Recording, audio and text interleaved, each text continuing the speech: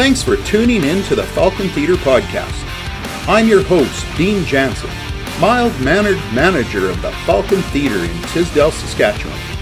Together with my son, Noah Jansen, the self-professed movie snob, we're going to enlighten and entertain you with our immense movie knowledge. So sit back and relax. But if you're currently driving a vehicle, don't relax too much. But enjoy this episode of the Falkon Theatre Podcast. Okay, so welcome everyone to the Falkon Theatre Podcast, episode number 8. 7 more than we thought we would get. I mean, I'll be honest, I think this is 8 more than I thought we would get. You never thought we'd actually get together to do the first one. Weirdly enough, I thought they'd actually take one away from us. Like, this is 9 more than I thought. I don't even know how that works, but I don't know. You have to record something and then instantly delete it because it was so bad. We've never had to do that. One shot, one take. That's all we need. Well, it does help that I host it myself, so there's nobody else taking it away from me. That's true. Yet, until we get bought out by, like, Viacom or, Disney, and then they... Hey, if Disney wants to come and buy out our podcast, I would be more than willing to sell it to pretty much any bidder. I for one, fully accept our Disney overlords, so... They would have to pay more than the cost of the T-shirts that we got, though. You know what? I feel like that's fair. Okay. So here we go. Starting off, what's happening at the Falkon Theatre this coming up here? Well, to start with, I want to talk about the facelift. The Falkon Theatre. If you've been in Tisdale and you've gone past the Falkon Theatre, you maybe looked and were like, "What the heck? Are they tearing the theater down?" No, just the opposite. We're actually making the theater better. The theater's almost 80 years old, and we figured it was time for a facelift. So all of the stucco has been removed off the 3 sides, and they're currently in the process of putting on insulation, and they're going to be putting tin on the 3 sides, and then they're going to start on the front, and they're going to redo the whole front of the theater as well. So it's going to look like a brand new building from the outside. But it's what's on the inside that counts. Well, always, because I'm on the inside, and I'm what counts. So, yeah, that's true. So it's going to look great. It's going to beef everything up. They had a little more rot in the wood than what they thought. It's also an 80-year-old building, so I feel like that's fair. Yeah, it was really bad on the back where the chimney was. That makes sense. Yeah, a lot of water had obviously ran down the side of the chimney or something, and so they replaced all that wood. And also there was a beehive living in the back of the theater in the walls, so they had to cut that out. They filled up the hole last fall, and so during the winter all the bees died, and then they took out like 3 ginormous bags of honeycomb out of the back wall of the theater. Oh my goodness. So, I mean, hey, I guess that fits for Tisdale. I feel like there's going to be anything like, we are the land of honey and something else. And a word that we will not say, even though it doesn't mean that, but I don't think we can say that out in public. Canola. Mm-hmm. Doesn't have the same ring, but I guess that, And old farmers would argue with me that it's not canola. Canola's different. It is actually. Oh, you're gonna get protesters now out in front of the movie theater. Both of our listeners will protest. Yeah. Actually, I was looking, and we had 40 or 50 people that tuned into our podcast, our last podcast. Now, I don't know how many stuck with us till the end, but I mean, they tuned in. They listened for about 30 seconds. Perhaps. I know of a couple people that listen quite religiously and actually ask me when we haven't done one in a while, "When are you guys doing?" So I know we do have a couple of listeners anyway. It's seeming we're kind of on above like a monthly basis here now. That's kind of getting to that point, isn't it? Yeah, which it feels good. It doesn't feel like if we do it, almost too much, then there's not enough to talk about. It gives us a little bit of time to let news come out and let us kind of have more topics to discuss too. Yeah. I want to send a little shout out to Richard Cathcart, who's one of our, always listeners, and he's one of the guys who's always, when is the next episode coming out? So I appreciate the encouragement from him. Also coming up at the Falkon Theatre here in the next few weeks, this weekend, which is May 8th today when we're recording, so May 10th to the 12th, we've got the movie Challengers, which I think we talked about a bit in the last one. Briefly, yeah. I've gotten a chance to not see the movie, but see the trailers, and I'll be honest, I'm kind of hoping that I get the chance to go see it soon. I've heard Zendaya is very, very like bit of a standout in this movie. Yeah, I agree. I've read reviewers that have given it really high praise, and I think it's it's a movie. It's kind of a love triangle thing where she kind of has the power, and it's supposed to be quite interesting the way they put it together. So yeah, no, that's definitely. I think if the next movie I'd probably go see, that's gonna be the one. So. After that, we've got Cafe Daughter, which again we talked about in the last episode. After that is a kids movie, If, which I'm excited for. Kids movies always seem to do well, so that should be a good one. The Fall Guys following that, and then the last confirmed movie we have is the Garfield movie coming up. I was actually one thing I was impressed by. I was looking at reviews for the Fall Guy, and it's been getting pretty decent reviews. I think it's holding like an 82% on Rotten Tomatoes so far. Yeah, no. Which for a schlocky action comedy movie, like that's pretty good, especially for one based like after existing property too.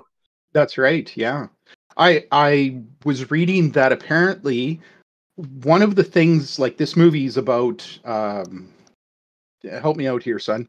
The stunt driver, stunt guys, yeah. And one of the things they're trying to sort of bring to the attention is the fact that stunt people don't get nominated for awards. Mm-hmm.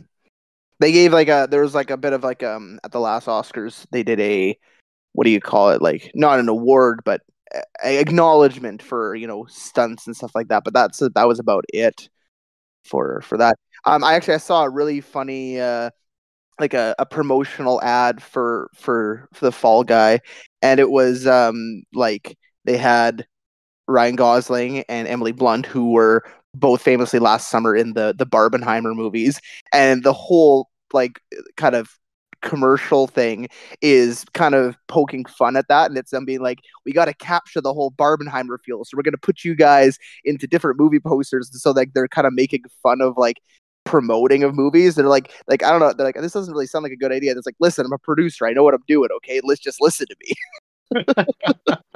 It was a cute little commercial for it.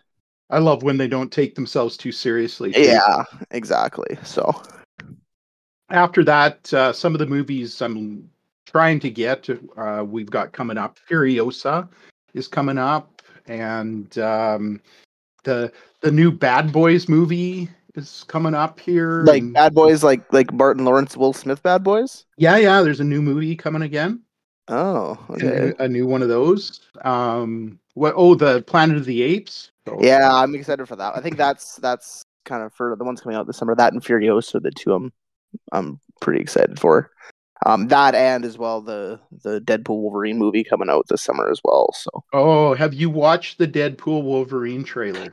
So like when the first teaser came out, like obviously like I'm still excited for it and everything, and I was kind of like, oh man, I really hope they like I hope it's not too like on the nose with some of the jokes, and I hope they handle it pretty well. And then I saw like the most recent trailer, and I was like, okay, I have a lot of faith in it. Like it got me. Any maybe slight hesitations I might have had, I mean, like it kind of tempered that, and I'm very excited for the movie now. I'm really interested to see what they're going to do with it and everything. And apparently, I was reading that the like Wolverine in this one, it's like because they're going into the multiverse thing, and it sounds as though this is a different Wolverine than the one we've seen in like Logan and like the X-Men, like the main X-Men movies. Like this is a different reality Wolverine.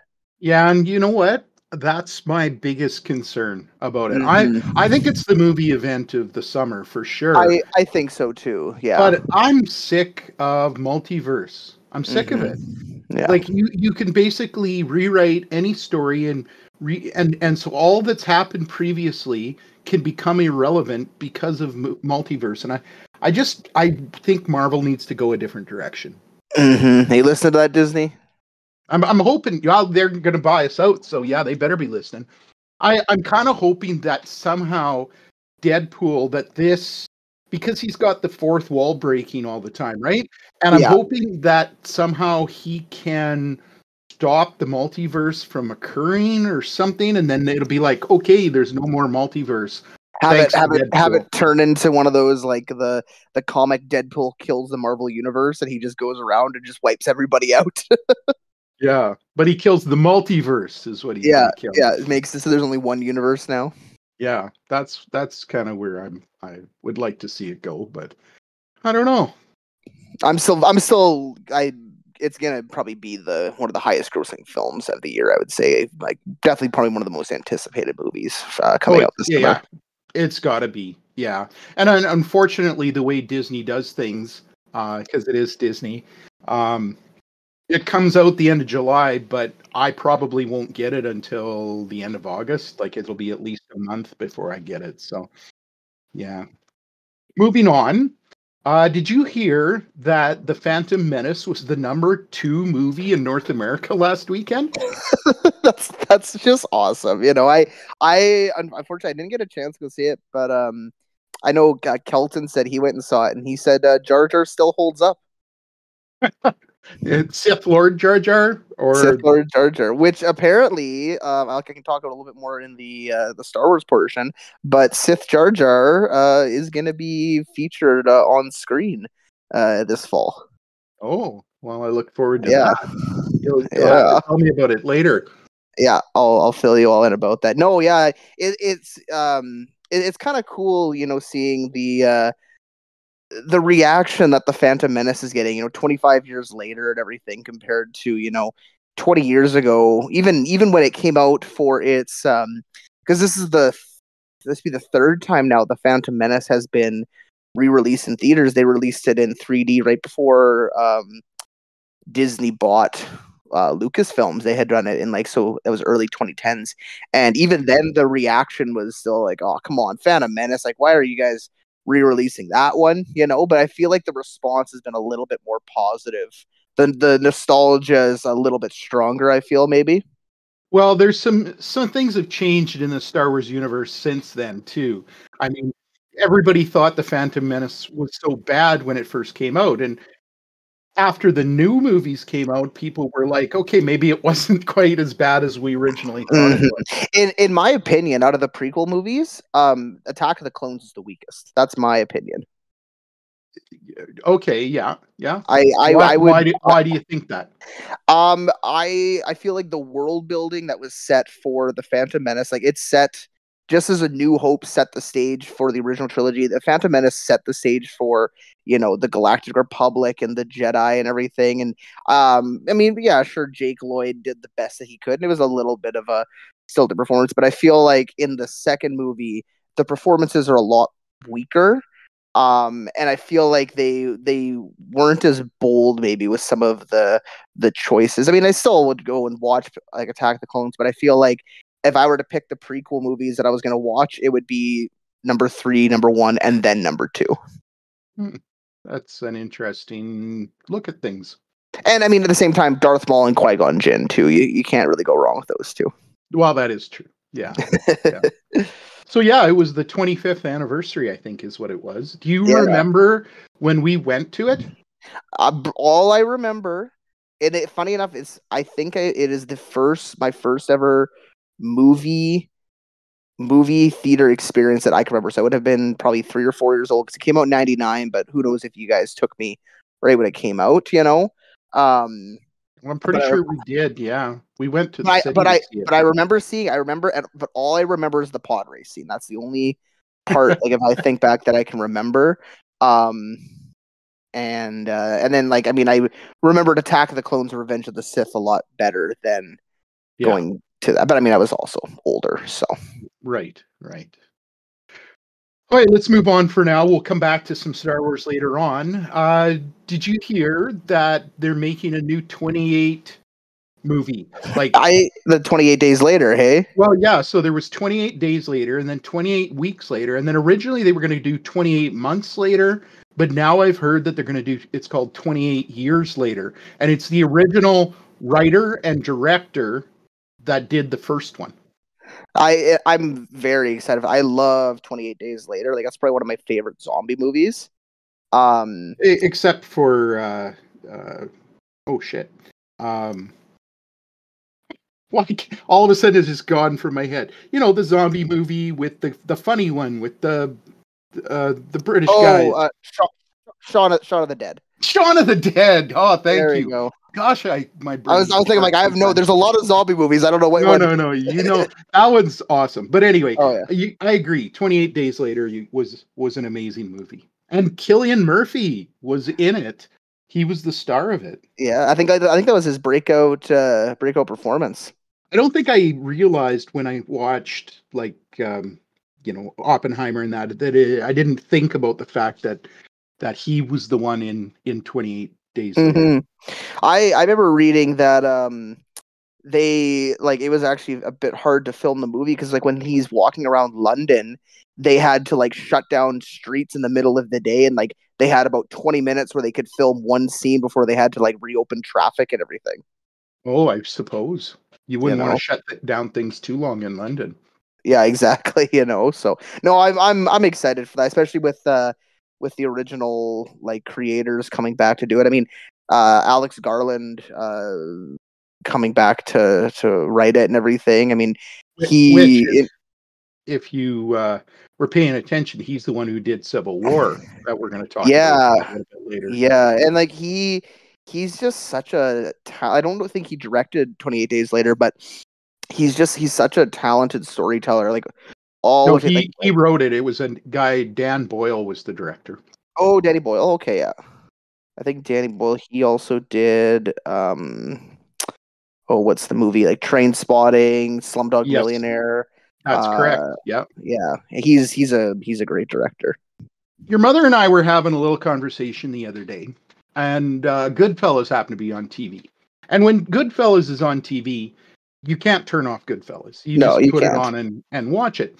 So we got into a discussion about what we liked better, Goodfellas or Godfather. Now, I know they're two very different movies, but they have the same tone. And I mean, you could kind of consider them, like, when it comes to the movies about the mafia, like, those are, like, the pinnacle of, the top tier of the mob movies out there, especially in that era. You could probably put Scarface in there, too. The only other ones, I would say you could probably, like, kind of argue, like, Scarface and, like, Casino.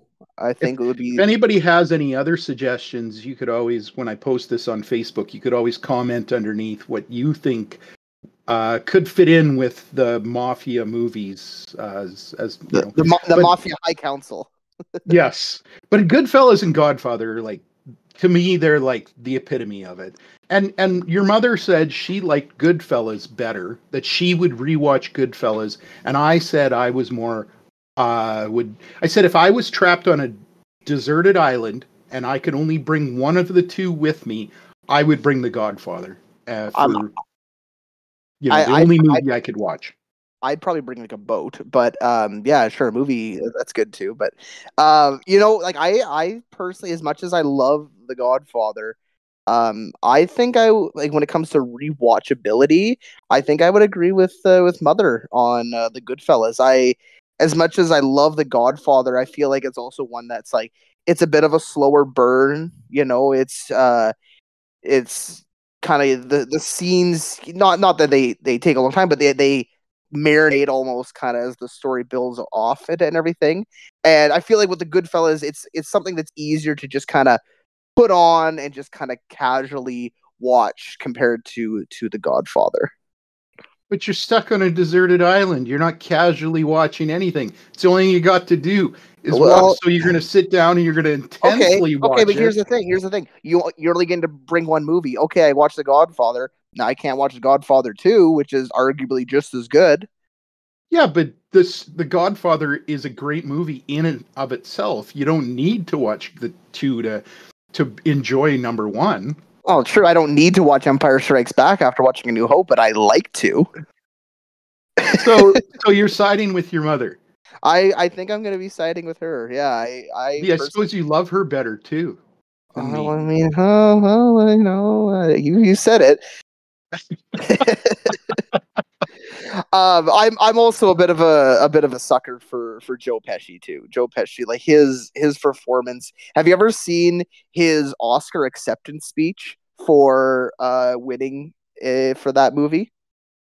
I don't remember seeing it. It is one of the funniest things because it's for best supporting actor. So he comes up on stage and you're expecting, like a big speech. He takes his award. He goes, "Thank you," and he walks off the stage. That's all he says. Seriously? Yeah. Oh, that's such a Joe Pesci thing to do. Oh, too. It's so funny. Like Joe Pesci, like me and my friends, like I continuously quote what am I funny like a clown? Like that whole scene. That's one of the greatest scenes. That scene was completely like improv. You know what's funny is they weren't expecting him to do that. Every time I watch that scene, it makes me think of my cousin Travis. Oh yeah, yeah, because he would be exactly like that back in the day. He would just do it to just screw with you. Yeah. Oh no, it's such a good movie. Apparently, after the movie came out though, and it became big because like Ray Liotta's character, it's all based on true events and everything, and the real guy got in a bunch of shit because he started going around doing interviews while he was in witness protection because of the fame from the movie and everything. And you know what? Maybe for me, part of it is the fact that I've read the Godfather books. So yeah, I know the lore, the background and the lore. I've even read The Sicilian, which is about like kind of a side story when Michael was over in Sicily. And so, as much as I do love Goodfellas, I absolutely love that movie. I guess I know some of the more background around The Godfather, so maybe that's part of it. I would say objectively, The Godfather is the better made movie. I mean, that's why it's usually like if you look at a list of the greatest movies of all time, Godfather and Godfather 2 are usually up there for number 1 to 3 for the greatest movies ever made. Yeah. Like Marlon Brando's performance in it is just something like just out of this world. Like he's just so fantastic, which apparently he was quite a bit to deal with because he refused to memorize his lines. I know. I saw a picture where the cue cards. Yeah. They had to put the cue cards on the other actors because he wouldn't memorize his lines. Like, who does that? Marlon Brando, Yes. And he's fabulous. He's absolutely fabulous in it. Make an offer you can't refuse. That's right. Let's move on. There's a movie coming out. I actually first found out about this movie because I get movie posters sent to the theater, and when I'm going through the movie posters, I pulled out the poster. I didn't even know this was becoming a movie, but the movie's called The Watchers. And the reason I bring it up is because I actually just read this book not that long ago and found it to be a really cool, interesting book. And so this is being made by, I'm going to say this right, is Shauna Night Shyamalan. It's M. Night's daughter, right? I think so. I would assume so. I don't think there's a lot of Night Shyamalans out there. Yeah. So the book is by A.M. Shine, and this movie is about a girl named Mina. It's starring Dakota Fanning. And she is driving on a road in Western Ireland around Connemara, where we were when we went to Ireland. We were by there.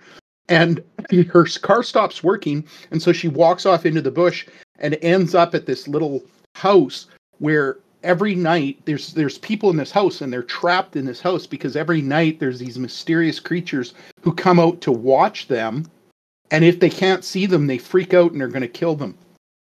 That's kind of it's an Irish folklore.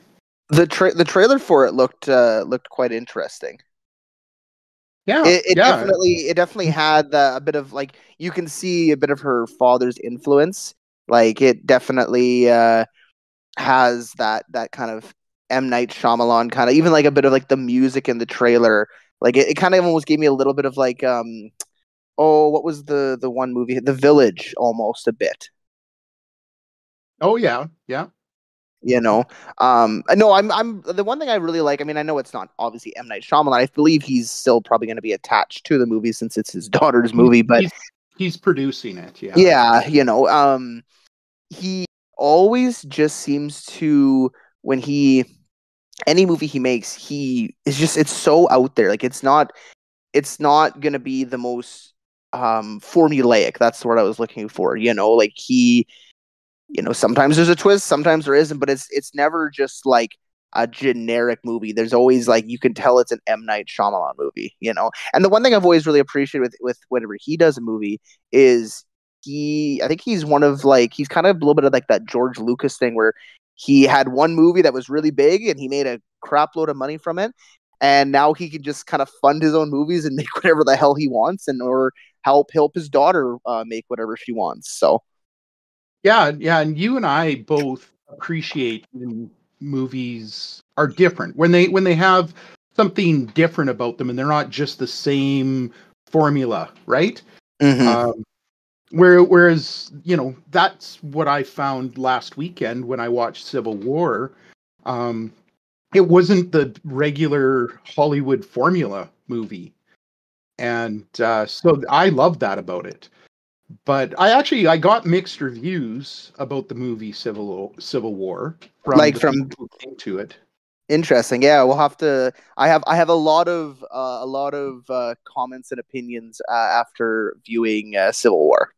Well, go ahead. Give me some. Throw some at me. So I my buddy came down to the city and we went and got to see it at the IMAX. And honestly, I walked out of that movie theater with it was just such a surreal feeling. I know it has a lot of, there's been people with the mixed reviews about it. In my opinion, I think this is going to be one of the most important movies that'll be coming out in this decade, with the current political climate that kind of we seem to be in right now. The way that they tell the story through, photojournalists as a bit of a neutral party. Like, the one kind of complaint I saw about it was they didn't explain, like, who's on whose side and who do we cheer for. And it's like, they literally explained it in the movie. They make a comment. The young photojournalist is like, well, kind of like talking about what to take pictures of, and like, this is like messed up. And the Kirsten Dunst character, she says, our job isn't to tell people what to feel. Our job is to document what's happening, and then we let them decide how they want to feel about it. And and that's the kind of the big complaint I saw, and they literally explained it in the movie. Like, I absolutely love that. Like, you don't really know, like, the backstory as to why it happened, but that's not important. It's not important to know why. It's because it is happening. This is what's going on right now, and is the president, was he maybe a good president? Was he doing something in the right? And the Western forces that have, splintered off and are attacking now, are they the bad guys, you could say, of the movie? Or was the president, did he become a fascist dictator and these guys separated to, take down the dictatorship that now became the US military? We don't know, but again, they're documenting, they're taking the pictures of what is going on, and it is up to us to determine whether or not, it's who is good and who is bad. I love just like the little vignettes of, these rebel groups and the army groups and everything. The scene with Jesse Plemons, when they're dumping the bodies out there. He's Oh my, amazing. that entire scene was just absolutely, it's just so terrifying, and the really scary thing is, and you see it going on right now, like down in the United States, there's a bunch of these protests going on college campuses, Not and just in the U.S. well, yeah, but the police are literally coming through and in an authoritative way, like beating the shit out of journalists and peaceful protesters. Like the opening scene in Civil War when there's like kind of this, like, the rally kind of going on, and then the person runs up with the American flag and they blow themselves up. Like as soon as that happened, I was like, oh, we're in for something really different here. Before I saw the movie, and I heard that they were putting Texas and California together, and I was like, okay, that's just dumb. Like Texas and California wouldn't go together. But after watching the movie and realizing that they wanted to keep it non-politicized, and so by putting Texas and California together, you can't tell if you're cheering for Republicans or Democrats or who you're cheering for, right? And I think that was genius. Oh, to put 100%. those two together, to keep the politics and the left and right out of the discussion, and just like to show, hey, here's what's going on. What did that president do to make what you could say the most left state and the most right state band together against him? Like, what did that president, what was he doing in that sense to make them ally with each other, Exactly, yeah. And I know there's lots of people that wanted the movie to tell us what he did, to tell us so that we could cheer for the Western forces. But you know what? The kind of the shitty thing about it is in the real world, in a real war, or in this case civil war, like it's not a sports team. There's no winners. At the end of the day, everybody loses. Everyone's going to be hurt by it. It doesn't matter what team you're on and everything like that. It's makes you really kind of sit back and actually have to analyze it and think. And I think a lot of Americans didn't really like the movie because I think they took offense that it kind of is a little bit calling out the state of affairs in their country and everything like that. You know what I mean? Yeah. And it really brings to the forefront that whole idea of war never changes, right? Yeah, 100%. Like you see what's going on. There you go, guys. There's your first drink of the day. Oh, did I say 100%? Yeah. We made it pretty far this time without me saying it. That's right. Back to the whole war never changes thing. You finished watching Fallout, right? I did finish watching Fallout, yes. And they say that a couple times there in the last episode. Yeah. Of Fallout, they make that point. That's the catchphrase of Fallout. But it works for everything, right? 100%. It's so true. War never changes. It also kind of makes me think back too on there's that one scene in MASH when they talk about make the comment about how war is hell, and then they're talking to the pastor and they say, well, who goes to hell? And they say, well, Dad doesn't go to hell. He doesn't. It's Hawkeye. He says, war isn't hell. Hell is hell, and war is worse. Yeah, good people, civilians and innocents, they get killed, and more of the time they don't go to hell. Like it's a completely different thing, which is true. You know what I mean? The one thing I had read about Civil War, even just the all of watching it felt real. Like the guns and everything. So apparently normally in a movie when they're using blanks in their rifles and guns, it's called a quarter blank. So it's about a quarter as loud or as powerful as a regular. They use full on blanks. So the guns that they were shooting sounded exactly how those guns would have been going off and everything. Oh, really? This is one little thing that when I was watching it, I kind of, from my background for what I do for work, I kind of geeked out about. So the very first kind of little firefight that we see when there's this guys on the ledge and they're shooting down at the guy hiding behind the pillar. Yeah. And he gets kind of away and he gets shot and they pull him back and everything. So he's on the ground. So this is just a little thing I noticed when the guy pulls out the bandage. Now, typically when you see in a action movie, and someone gets shot or something like that, they take the bandage and they just like press it on top of the wound. You know what I mean? Yeah. The one thing I really like, the attention to detail. So he gets shot kind of in like I think the right side of his abdomen, and he's bleeding out.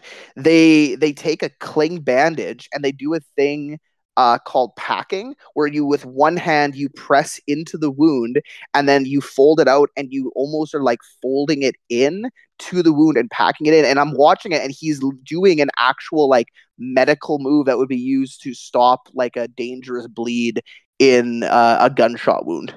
Oh, that's cool. I was like watching, I'm like, that is like such a, because he easily could have just, held on to it, but yeah, and like, and even just like the small scenes I remember the scene you're talking about and thinking, well, that looks real.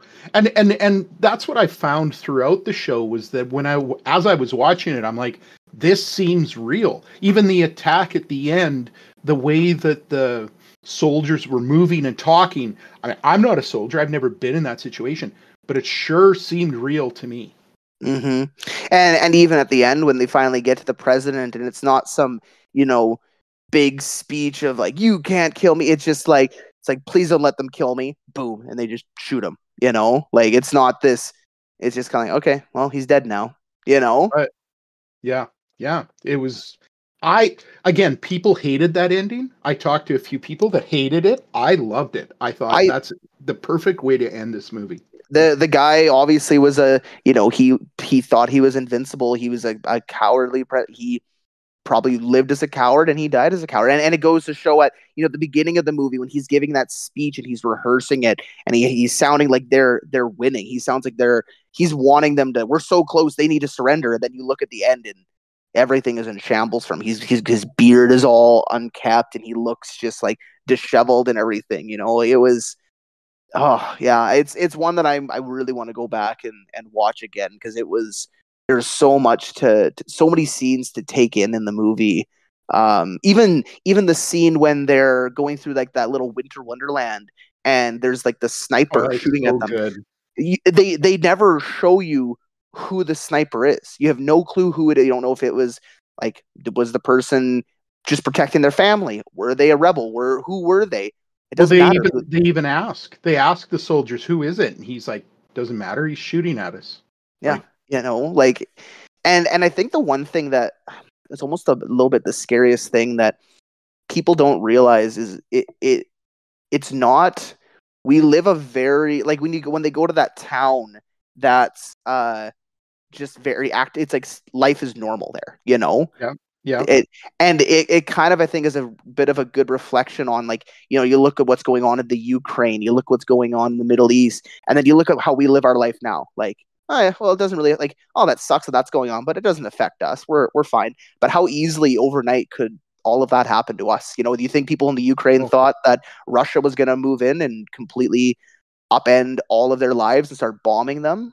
Probably not. Like there was tensions obviously, but to the level of the invasion that they expected, like we're nowhere in the world is truly safe. You know what I mean? You get the wrong president and they decide they want our water because we've got the largest supplies of water in the world. Or our oil. Well, I think our water is more important than our oil, to be honest. Modern day. Because they don't have water. We have water. But I mean, you get the wrong person in charge, and they decide they want to come in and take our water. It's going to completely change our world. Well, we would find out very shortly why the U.S. has one of the worst education systems because you'll find out where they spend their money on. Oh, don't get me started about education systems. I just won't. I just won't even get started because yeah. Anyway, let's move on. We've talked about Civil War for a long time. So you told me you watched Fallout. What did you think? This is coming from me, who is a huge Fallout fan. I watched the show and I had to go back, and I'm currently playing through Fallout 3 right now because I had an itch to play the game. I really enjoyed it. There were a few minor gripes I had. Like Fallout has always been a little bit, like, there's a little bit of comedy. It's a little bit goofier, but end of the day, it's mostly serious. I did think a little bit of the humor was a little too goofy. Like there's the opening scene where, I guess spoilers alert if you want to watch Fallout, but this is literally the first episode where, there's a group of raiders attacking and they come out with a cake and he's like, no. And it was like, okay, it was a little, and they like shoot them with the cake. And I was like, that was a little goofy, but those few times when it's a little sillier didn't detract from the overall, story of it. I thought the production of the show, like it truly felt like we were in the Fallout universe. Like the little things, even just the sounds that like the Pip-Boy makes and the food that they eat and just the way they interact with the world around them, it truly did feel like it was lived in the Fallout world. Definitely at the end, some of the nods of what they're going to be doing in season 2 left me very, very excited. Jody, who, I mean, she knows Fallout from, Eric and I talked about it, but she's never played any of the game. Like I kind of explained a little bit of the lore behind the show as we were watching it, but even she loved the show, as someone who has never played the games, you know what I mean? So overall, Yeah, I thought for a video game to screen adaptation, it was quite good. I've tried to play the games and actually have never been able to get into them, although I'm going to try again now. I'm going to try New Vegas. But your mother, too, has never played. And both of us absolutely loved it. Your mom was like right into the show. Now, again, we did ask Eric questions as we were watching it because there were things that we didn't totally understand. But, as they came up, I thought, to me, that you were talking about the goofiness, the best, goofiest part of the movie was Bud. I did really like, and something like that is totally the goofiness of Fallout. Like there's the one part in the one Fallout game where you're in this like building and all of the electronics are like sentient AIs, but they all have different personalities. So the toaster is like an evil toaster that wants you to put your hand in the toaster so you kill yourself because he's an evil toaster. So there is silly stuff in it, and I thought like that was with the Vault-Tec stuff that was quite well done. I mean, if you are listening to this, you still want to watch the show, I won't go into it, but the bit of the reveal at the end of the season, I didn't really see that coming to that extent, and I really did enjoy that. And then what's his name? Walton Goggins, the ghoul. Yeah, favorite part of it. Yeah, absolutely. He was amazing. The character, the acting, the writing, all of it was fantastic. Mm-hmm. And the reveal at the end was good. Like it was just so well put together. Yeah, no. I was just saying, definitely left me excited for season 2. Yeah, for sure. I'm pumped. Speaking of shows watching, I just finished this week. I finally got a chance to finish watching Bad Batch. What did you think of the end of that? You know what? I thought it was a solid finale. Like it was nothing groundbreaking, like, season 2 of like the season 2 finale of The Mandalorian when Luke Skywalker shows up, but I thought it tied up the story. It gave a satisfying finish, and I was still like, as the final episode was going on, like I had no clue, like, are they going to go the Rogue One route and have them all sacrifice themselves so Omega lives? What's gonna happen with that? And I liked that. I was nervous, but I was, at the end it all worked out. Like I for sure I thought Wrecker was gonna kick the bucket during it. Like he was hurt pretty bad during most of the final episode. And I mean, if you haven't watched it, you might want to stop listening right now or fast forward a bit. But I actually think it would have been better if they would have killed off Wrecker. The fact that they didn't bring Tech back means that they're willing to kill him off. Yeah. So they should have, in my opinion, Wrecker should have probably died there, saving Omega. Mm-hmm. I was really nervous that they were like, I was like the whole time, as soon as Tech died, I'm like, they're gonna bring Tech back. Tech's gonna come back as one of those evil experimental clones, and I like that they didn't. I like that they just had him. He just died. He died for the mission. I agree. but they should have done the same thing with Wrecker and made it even more. And I get it's supposed to be for kids, and they don't want to, But Yeah. in my opinion, too often we don't kill off people that not that he deserved it, he didn't, but it just makes it feel more real when they increases the stakes. Yeah. Yeah. No, 100% agree with that. I liked with Rampart, the whole time, like, he's kind of helping them against his will, and I like at the end that they didn't make him become a good guy. He's still an evil Imperial, and he's gonna screw over Nala Say at the end, and she gets the one up on him and takes herself down with him. Like, he doesn't get a redeeming arc. I like that he, at the end of the day, he's still evil. He was still a bad guy. He was just there to save himself. Mm-hmm. Yeah, no, and I like the little piece at the end, like, showing, Omega now, like, Hunter, he still wants to protect her, he still wants to keep her safe, and she's like, no, this is what I need to do, and I need to go with the rebellion and everything. So yeah, it was a nice tie-in at the end. So yeah, no, it was, I thought it was nothing groundbreaking, but it was just a very solid end to a overall really good series. Yeah. So this brings us to the point where everybody's waiting because they want to learn something new. So, Noah, can you teach us something new? Tell us what you know. I know something. So, I got a little bit of a theme for this one, and you'll like it. It has to do with one of, if not your favorite movie of all time. So I was kind of reading some stuff about Pulp Fiction. Mm-hmm. So, Samuel L. Jackson, when Tarantino was writing Pulp Fiction, he was the first choice to play Jules, and did an audition. Audition went great. They really liked him.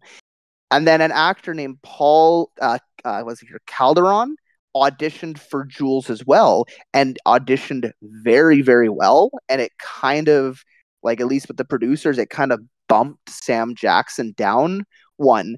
And I've never heard him called that before. Who's that? Sam Jackson?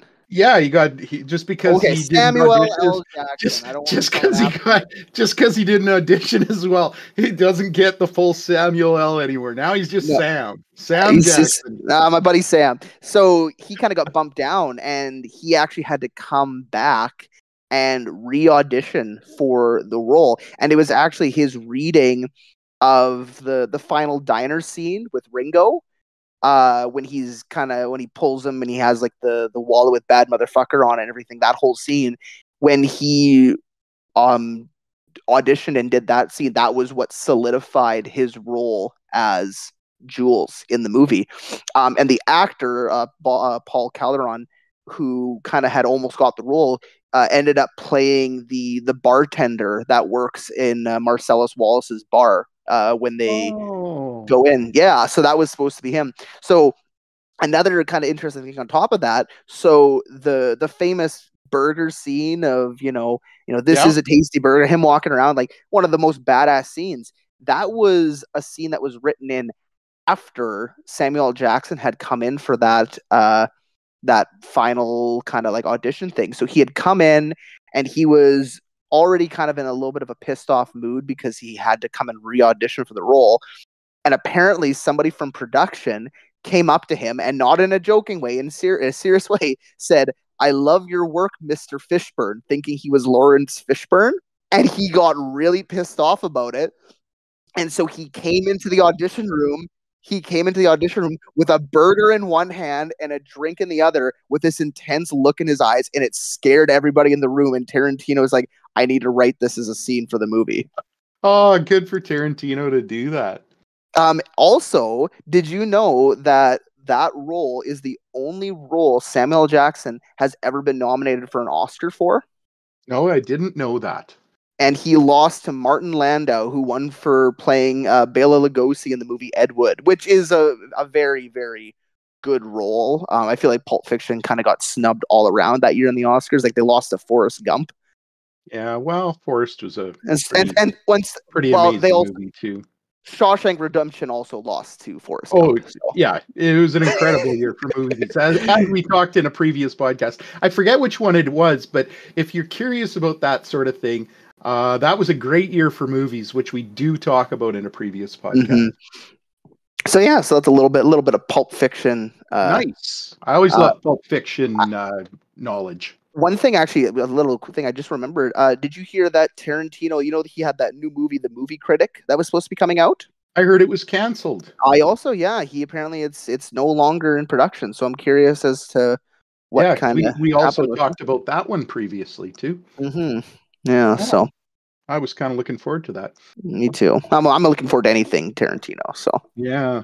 So we just had May the 4th pass us by, which is if you're paying attention, is Star Wars Day. So what do you got, some Star Wars news for us? Well, with May the 4th coming out, did you get a chance to watch the Tales of the Empire short? I saw that it came out, but I haven't watched it. It was really good. So it's the same kind of idea as the Tales of the Jedi that came out for the previous May the 4th. That one talked about like Dooku and his fall to the dark side, and then Ahsoka kind of like showing her time like in the Jedi trials. So this one is about the Tales of the Empire. So the two stories that are told, I think they're in the end, it works out to be about an hour and a half between the 6 episodes. They're like 15-minute kind of just shorts. So the first 3 stories cover Morgan Elsbeth, who is the Night Sister that we see in the Ahsoka live action show. That she's the one that like helps Thrawn. So it kind of covers her fall and how she kind of joins the Empire and everything like that. It starts with like the fall of Dathomir, and General Grievous is invading with the Separatists and how they essentially kill all the Night Sisters, and how she reacts to that, and then how she meets Thrawn and everything. And then the other 3 are about Barriss Offee, who for the longest time since the Clone Wars, people always kind of speculated as to what happened to her. I don't know if you remember from the Clone Wars show, but she there's the whole arc where the Jedi Temple is bombed, and Ahsoka is blamed for it, and it's actually the catalyst for Ahsoka leaving the Jedi Council for her being falsely accused of this terrorist attack. And Barriss Offee, who is Ahsoka's friend, is actually the one, because she became disillusioned with the Jedi, and so she commits the bombing. So it starts with her in her jail cell during Order 66, and the Grand Inquisitor comes in and welcomes her into the Inquisitorius, and it's like the beginning of the Inquisitors and everything, and showing them like at the beginning of their rise, and Barriss going through the Inquisitor trials. I personally like the Barriss Offee one more than the Morgan Elsbeth one, but they were both very, very good little, just very good little quick like hour and a half thing to put on and watch.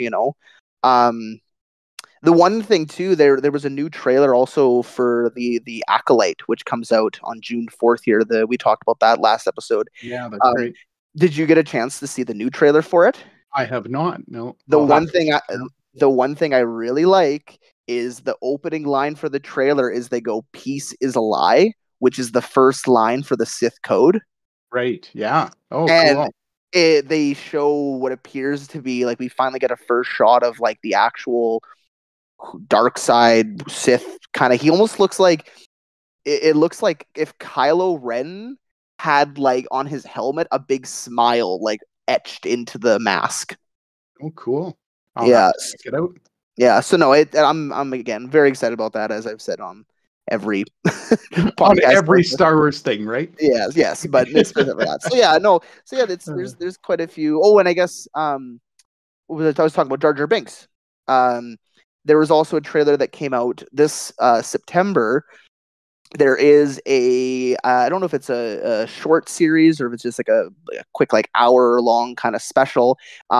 There's a Lego Star Wars feature that's coming, and it looks almost like it's like a what if series, And so it's like the Lego world of Star Wars, but all the Lego bricks are getting mixed up. And this one character, the hero of the story, is going around, and it's like the Battle of Hoth, but now instead of it being the Empire, it's the rebels with the AT-ATs attacking. And then there's Ewoks, but they're bounty hunters. And then there's this ship that lands, and Jar Jar Binks walks out, and it's Darth Jar Jar Binks, voiced by Ahmed Best. Oh, And cool. it looks, apparently Mark Hamill is reprising his role as Luke Skywalker, like Lego Luke Skywalker in it. So I'm curious if they're doing like a evil Luke Skywalker. I don't know. It Cool. looks like a fun kind of little, kind of like that Lego Star Wars holiday special that came out a couple of years ago. Yeah, cool. We'll have to talk more about that as it gets closer. Mm-hmm. Okay, so time for our miscellaneous question at the end of the show. Tonight's question is, name a TV show that you think had the perfect series finale.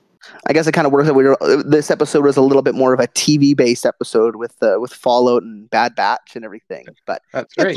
It's all entertainment and actors and everything. But for me, like, you could call it cliche because I feel like it's usually on the list of, you know, the greatest finales ever. But like, I still think that Breaking Bad is one of the greatest television endings of all time. Like, even, you know, with that being said, with like Better Call Saul and like the El Camino movie, like tying up Walter White's story, like, I mean, there's a reason Breaking Bad's considered to be one of the greatest shows of all time. And I think a big part of it is it's not only stuck the landing of the finale, but it stuck the landing with a perfect 10, you know?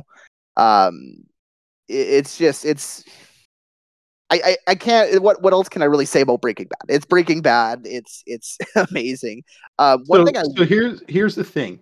You know, I was a huge Breaking Bad fan. I love the show. I look kind of like Heisenberg. People have told me I dressed up as him for Halloween.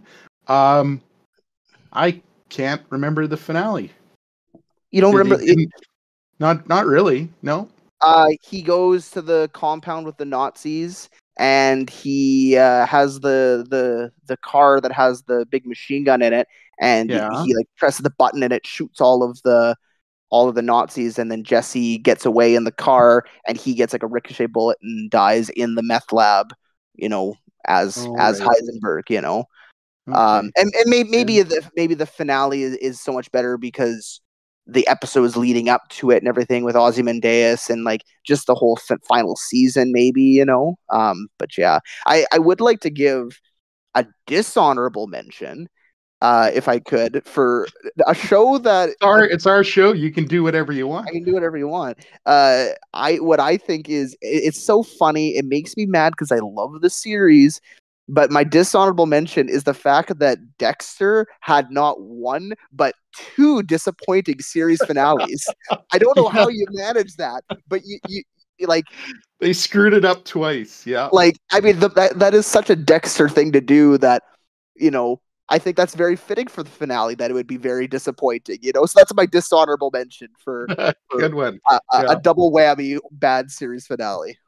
And for me, I think my finale is even more cliche than your finale, because I think the greatest finale that's ever been made was the MASH series finale, and you knew it was going to end with the end of the Korean War. Spoiler alert! Spoilers! For a show that came out, what is that, 40 years ago? Anyway, but the way they handled that final episode was absolutely genius. And if you've watched it, then you know that the chicken scene is one of the hardest hitting scenes of all time in television. And if you haven't ever seen the MASH finale, then you need to see it for that scene, if nothing else, because it's one of the best, absolutely most incredible, heart-wrenching shows that has ever been put on TV. Well, I think to this day, I think it's still the most watched series finale of all time. Cool. Like, I don't think, like, there was something like, it was like 80 million people, like more than the Seinfeld finale, more than any of things like that. Like, it was the most watched series finale. Me and my buddies, actually, like a couple of them, we make the reference about the whole final scene there every once in a while, you know. Yeah. It's kind of funny, as people who know me know that I'm retiring here at the end of June, retiring from teaching, not from doing podcasts. So, but anyway, If anything, there'll be more time for podcasts. Exactly. My buddy Warren and I that I work with, we have some personalized Better Together t-shirts. So on Thursdays, the first Thursday of the month, we wear a Better Together t-shirt. And we have ones that have the old guys from the Muppets. We have ones that have Fred and Barney from the Flintstones. And Warren just got us new shirts for the end of the year here. And it's actually Hawkeye and BJ from MASH. That's awesome. Yeah, and it says on it says Better Together, but it says, I'd like to stay, but that's going to keep me from going. And on the back is a picture of the goodbye from the MASH finale. Oh, that's awesome. Yeah, I got a little choked up when I saw it. And so actually tomorrow we're going to wear our t-shirts for the first time. So oh, that's awesome. New MASH t-shirts. So and then you have to get an after MASH t-shirt, right? No, I don't think I'll do that. So yeah, and I do want to give another honorable mention, and it's not a honorable mention for bad, but the Cheers finale was also very good. It just wasn't as hard hitting as the MASH finale. Both those your two favorite my two favorite sitcoms, absolutely. Yes, sitcom series of all time, but yeah, 100%. Yeah, both ended well. Okay, well, that brings us to the end of another podcast, I guess, son. I think so. See you guys. See you next month. Well, we not see you. They'll hear us. We don't actually see the people. Hear you. Tune in next month. Tune in next. It could be a week. Could be a month. Could be 28 years. How do you know later? I don't see them? Maybe I'm watching them right now as they listen. We know that Google is. They were watching all of us. They're watching and making sure that we're obeying. Obey. In the meantime, and in between time, we'll see you guys at the movies.